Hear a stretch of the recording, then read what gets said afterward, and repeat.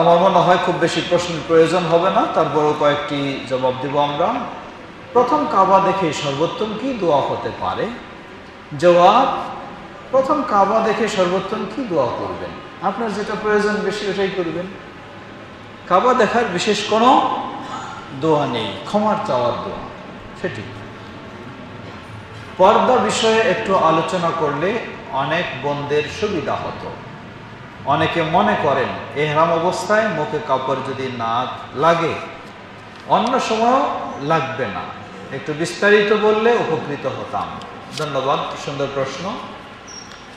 আমরা বলেছি সেই সময় যে উম্মুল মুমিনিন আয়েশা রাদিয়াল্লাহু আনহা বলেন, তিনি যখন রাসূল সাল্লাল্লাহু আলাইহি ওয়াসাল্লামের সাথে হজ করলেন, এহরাম অবস্থায় মেয়েদের চেহারা ঢাকা যাবে না, খোলা রাখার নিয়ম। এর মানে এহরাম অবস্থায় মেয়েদের চেহারা ঢাকা যাবে না, খোলা রাখার নিয়ম, এটা বলার কি কারণ? বলার কারণ তো এটাই বোঝা যায়, নিয়ম হলো ঢেকে রাখার, তাই খুলতে হবে। কথাটা বুঝেন নাই? না হলে তো খুলে রাখতে হবে এই কথা বলার প্রয়োজন ছিল না। মেয়েরা বাইরে গেলে তার চেহারা ঢাকতে হবে, এটাই হলো নিয়ম। তো এই জন্যই বলে দেওয়া আছে যে এহরাম অবস্থায় মেয়েদের চেহারা খোলা থাকবে। কিন্তু খোলা থাকলেও যখন সামনে অপরিচিত পুরুষেরা এসে যাবে, যাদের সামনে খোলা রাখার সুযোগ নেই, উম্মুল মুমিনিন আয়েশা রাদিয়াল্লাহু আনহা বলছেন, আমাদের সামনে যখন এমন পুরুষেরা এসে যেত, আমরা মাথার ওড়না দিয়ে চেহারাটা ঢেকে নিতাম, আড়াল করতাম। তাহলে এই বিষয়টি স্পষ্ট। সুতরাং ইহরাম অবস্থায় চেহারা খুলে রাখতে হবে, এখান থেকে কেউ চেহারা ঢাকার যা প্রয়োজন নেই এই দলিল গ্রহণ করার কোনো সুযোগ নেই। আল্লাহু আ'লাম।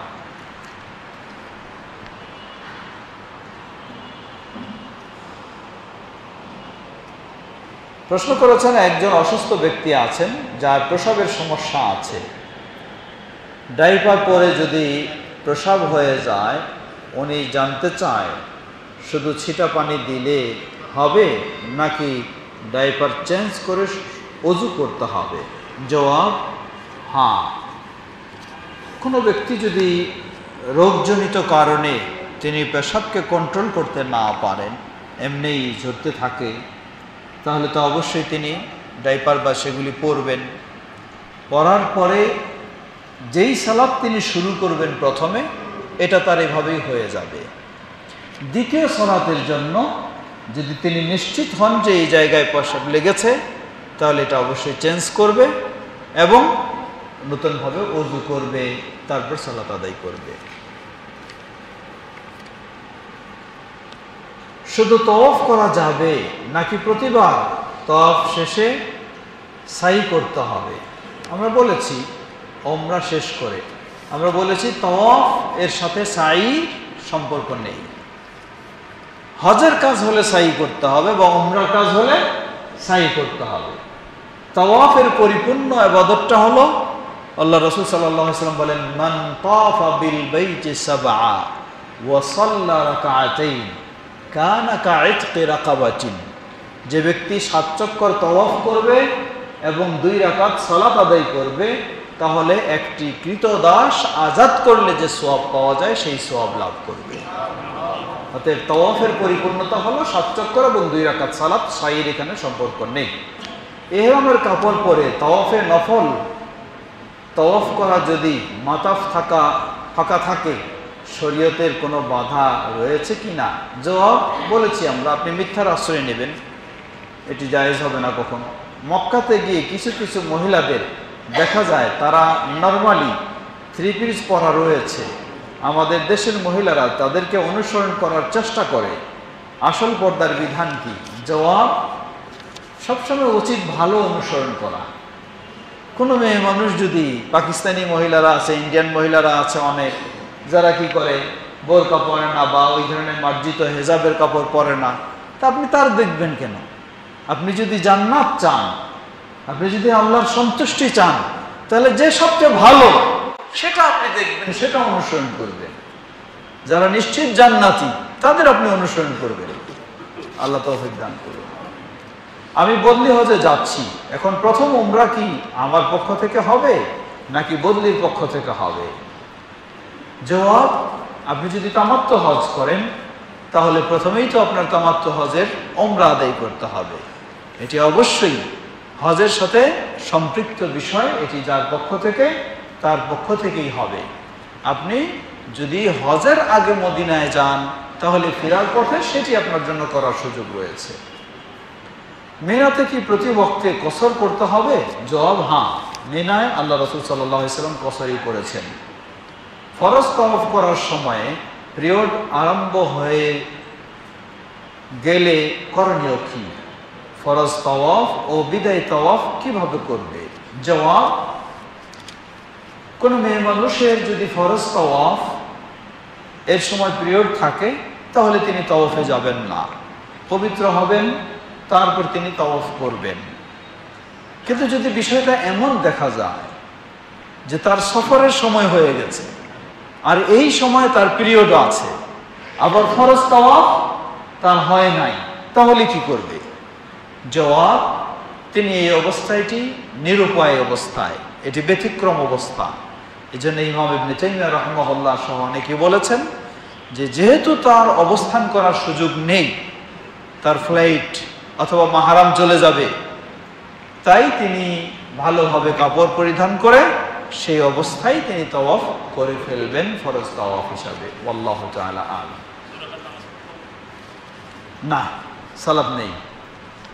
তাওয়াফটা হলো ফরজ, আর সালাতটা না হলে অসুবিধা নেই, যেহেতু সালাত এই অবস্থায় নিষিদ্ধ। রিয়াদুল জান্নাতে সালাত আদায়ের কি কোনো বিশেষ ফজিলত আছে কি?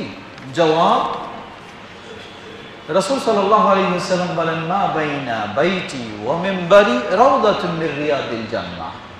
আমার ঘর এবং মেম্বারের মাঝে যে জায়গা, এটা হলো রওজা বলা হয়, জান্নাতের বাগান।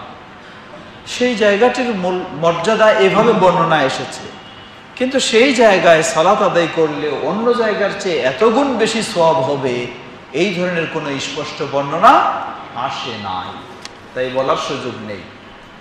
তাওয়াফের সময় ওযু ছুটে গেলে কি তায়াম্মুম করা যাবে কি?